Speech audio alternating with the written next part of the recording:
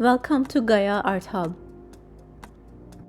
In this video you will join me as I sculpt a winged figure, an idea taking shape from wire and polymer clay.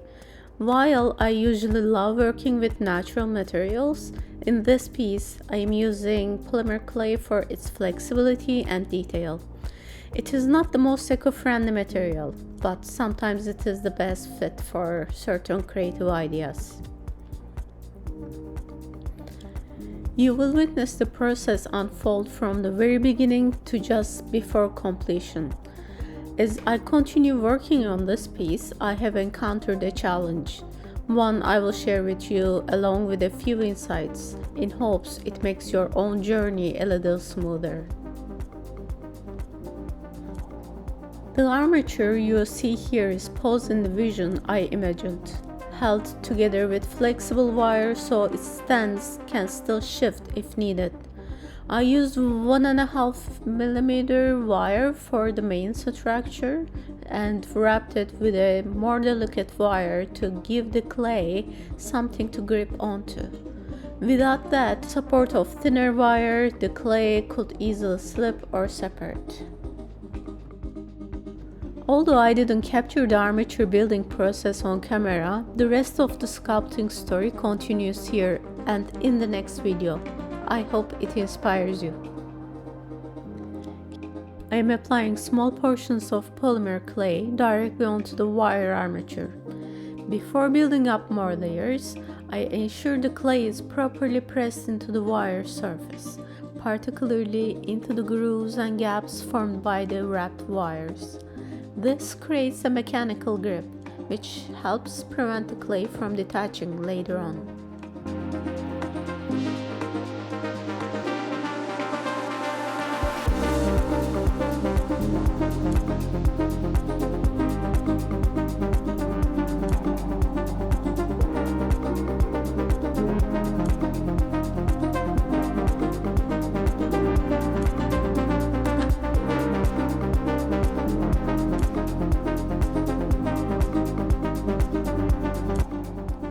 Polymer clay tends to be quite firm when first handled, but it gradually becomes more pliable with body heat and consistent kneading.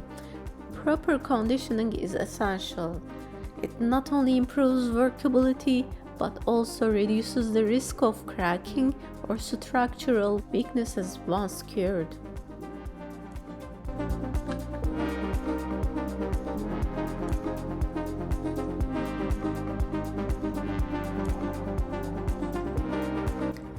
I ensured there was sufficient wire reinforcement in areas like the fingers, which are particularly fragile. Without internal support, these thinner extensions are almost guaranteed to break off either during handling or after curing.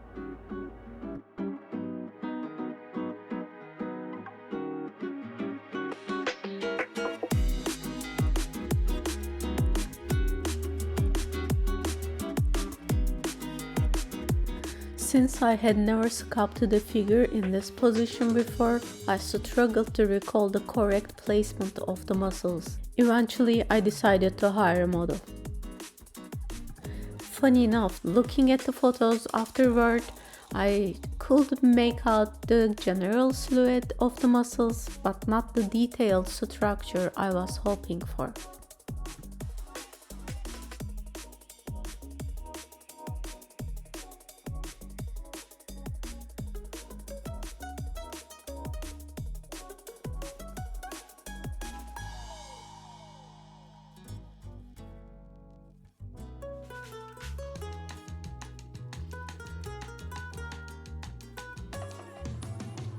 If you are planning to work with a model, my suggestion would be to go with the minimal clothing if possible. If that is not an option, ideally, clothing in mid-skin tones will give you the clearest reference. And don't forget, proper lighting makes a huge difference and a warm place. I didn't build a plinth or use any kind of support to anchor the sculpture down. It wasn't fixed to a base during the sculpting process. I now know that in the beginning, naively I trusted the flexibility of this relatively new material. At the end of this video, you will see the consequences of not securing the sculpture properly.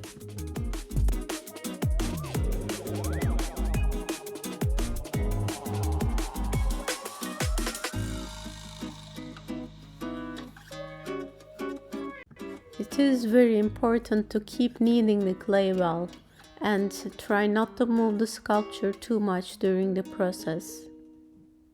In the past, I had made smaller single-piece sculpture with this clay and they turned out really well. But this larger, more complex piece was a different story. This experiment definitely gave me a deeper understanding of how this material behaves, especially when working on more intricate or multi-part sculptures. Throughout this video, you will see me smearing the clay to achieve a smooth and consistent surface. Before trying this yourself, I recommend checking that your form is stable and the shape is exactly how you want it. Smearing can easily distort the details you have worked hard to build. If that happens, no worries, just go back, add or remove clay as needed and reshape it to match your original form before continuing.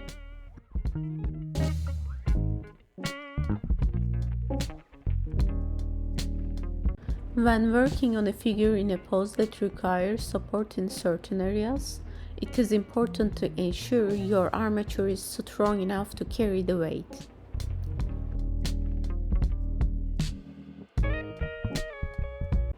In this case, I might remove some clay, reinforce the arm with more wire, or add support underneath, something more visually appealing than the one in the video. Ideally, I want to see the arm holding its form on its own without any external support, so it feels structurally sound and visually natural. Enjoy the rest of the video, and if you found it helpful, don't forget to like, subscribe and leave a comment below. I would love to hear your thoughts or questions, and if you like to see more videos like this, be sure to hit the notification bell so you don't miss anything.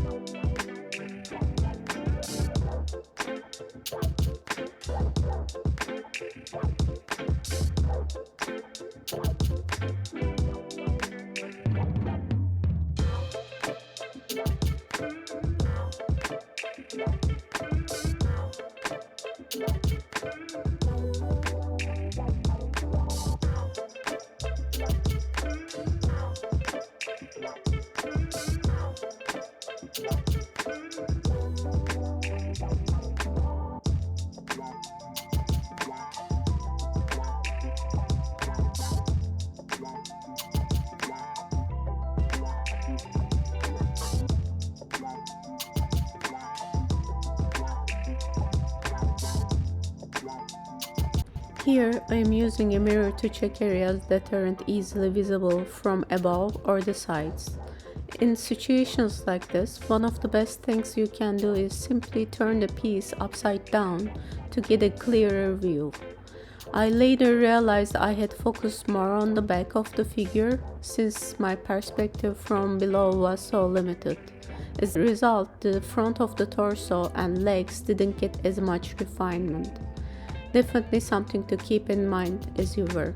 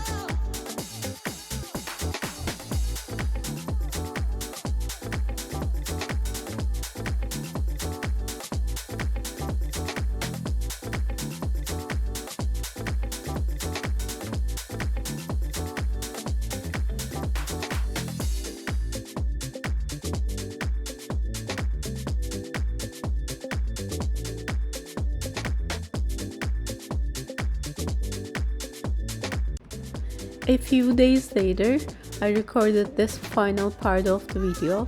At some point that night, I heard the noise but didn't think much of it. However, when I checked it in the morning, I was surprised to find that the entire figure had flattened out on the table.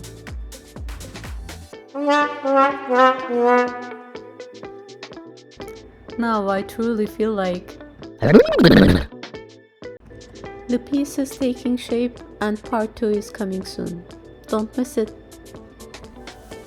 If you enjoy this kind of content, feel free to like, subscribe, or leave a comment. I would love to hear from you.